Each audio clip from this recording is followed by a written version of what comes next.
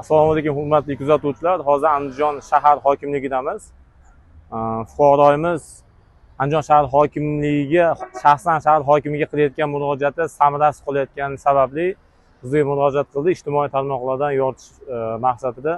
Assalomu alaykum. Opa, yaxshimisiz? Assalomu alaykum. Va alaykum assalom. Nima murojaat bilan shahar hokimiga murojaat qilgansiz? Murojaatingiz ijobiy hal bo'lmaganini bizga aytgansiz, samarasiz qolib ketganini aytgansiz. Shu bo'yicha qisqacha tushuntirib bersangiz. Avvalo men viloyat hokimi bilan ko'rishni viloyat hokimi shahar hokimiga yukladi bu masalani. Ha, shahar hokimiga murojaat qilishni viloyat hokimiga murojaat qilgansiz, ha? Shahar hokimiga aytdi, shahar hokimi 4-mikrorayondaligini aytdi. Men keldim. Shahar hokimi bilan ko'rishdim. Shaxsan o'zi bilan ko'rishdingiz? Shaxsan o'zi bilan ko'rishdim. Men asosiy Qo'sharg'ida raisi bo'yicha murojaat bilan kelgandim. O'zaro ozgina kelishmovchilik bo'lib qolib, shu masala bilan kelganimda uyimni kreditini to'la olmay turganligimni, shunaqa holatga tushib qolganimni, oyog'im operatsiyasi orqali uyda qolib ketganligimni, hozir uyni kreditini to'lamasam davlat mibga chiqarib yuborib, bank orqali uyimni olib qo'yishini so'rab aytganimda, yordam berishligini, ha bo'pti, agar chevarchilik qo'lingizdan kelsa, sizga shu nima qilib beramiz deb, shu mana shahar hokimligida raislarni rahbari Ziyovuddin degan odam bilan meni bog'ladi. Ziyovuddin mahalla komitetimizga bordi, shu yerda o'tirdik. U rais bilan bo'lgan narsa bartaraf bo'ldi, o'zaro unaqa qilindi.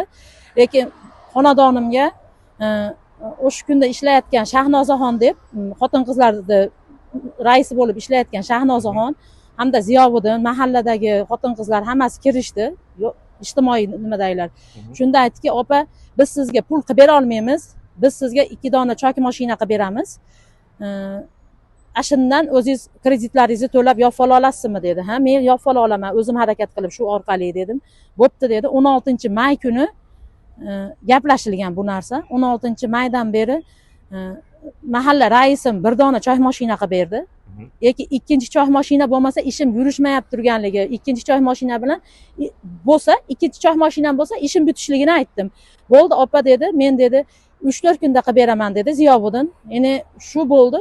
Oradan ancha vaqt, 1 oy o'tdi, yana chiqdim aloqaga. Opa, men shuni nimasida turibman, duo qilib turing, bo'lyapti. Men homiylarga aytyapman, bo'lyapti dedi. Mana 2 oy o'tdi. Hamon hali yo'q. Viloyat prokurorining qabuliga bordim. Qabulda viloyat prokuroridan ham so'radim, hatto shu narsani, sharoitimni, vaziyatimni aytib. Aytsam, men shahar hokimiga chiqinglar, 1 dona choy mashina ekan qildirib beringlar dedi.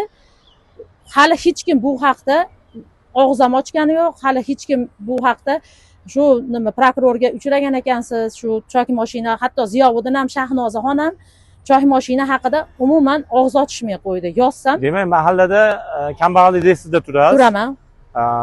O'z ishlarsiz, sog'lig'ingiz tufayli ishlolmay qolib, uyda yotib qoldingiz. Ha, oyoqlarimni operatsiya qildim. Endi shahar hokimimizdan iltimos qilib so'radingiz, viloyat hokimimizdan so'radingiz, viloyat hokimi shahar hokimiga topshiriq qildi, shahar hokimi bilan shaxsan ko'rishdingiz. Ko'rishdim. Shahar hokimi shu yerda bartaraf qilishda amaliy yordam berishini so'radi.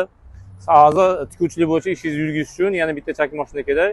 Faqat murojaatingiz sarson sargardonchilik bo'lyapti. Mana 16-maydan beri bitta choy mashina turibdi. U bitta mashinada qila olmayman dedi. Demak, chak mashina uchun bitta tikuv mashina bilan bitta haligi averlo kerak-da, endi shunaqa to'g'rimi? Bitta averlo kerak xolos hozir. Bitta to'g'ri chokni o'zimizni mahalla raisimiz olib beribdi. Keyinchalikka esa mahalla raisi men o'zim qilib berdim shuni, imkonim borligi uchun sizni sharoitingizdan kelib chiqib, agar endi averloga imkoniyat qila olmadim men. Demak, shahar hokimi ham mahalla jamg'armasi yuklagan, mahalla jamg'armasi raisi yuklagan, hamma bir-biriga topshiriq qilib yuribdi. Ha, lekin bizni mahalla raisimiz Qo'sharg'idagi o'zi pul berib, o'zi olib berganligini, hamma yo'lni o'zim qilib berdim, shu nimani, singlim sharoitingizni kelib chiqib, boshqa yordam qila olmadim sizga. Shu yordamim meni dedi. Hokimlik va'dasida turmadi, hokimlik qilmayapti, yuklab qo'yapti mahalla raisi. Ha, mahalla raisi yuklab qo'yapti. Shu prokuraturaga ham chiqdim.